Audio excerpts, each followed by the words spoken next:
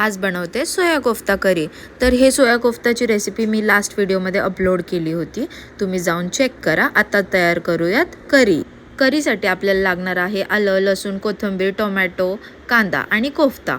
आता कढईमध्ये घ्यायचं आहे तेल, कांदा, आलं, लसूण, टोमॅटो, कोथिंबीर, तीळ आणि काजू हे सर्व मिक्सरमध्ये ॲड करून पेस्ट तयार करून घ्यायची आहे। कढईत जाईल तेल, जिरे आणि वाटणला तोवर फ्राय करा जोवर तेल सुटत नाही। आता मसाले डायरेक्ट टाकू नका, पहिलं दही घ्या, त्यामध्ये लाल तिखट, गरम मसाला, हळद, धने पावडर हे मिक्स करून घ्या आणि स्मूथ पेस्ट तयार करा। आता ही पेस्ट जाईल वाटणमध्ये। आता वाटण आणि पेस्ट हे दोन्ही मिक्स करा आणि तेल सुटूपर्यंत फ्राय करा। थोडंसं पाणी घालून करी तयार। कसुरी मेथी आणि कोथिंबीर वरून गार्निश करा। कोफ्ता टाकायचं विसरू नका, एक एक कोफ्ता ॲड करा करीमध्ये, म्हणजे आपली सोया कोफ्ता करी तयार। ही करी तुम्ही रोटी, चपातीसोबत, राईससोबत खाऊ शकता। फॉलो करायला विसरू नका।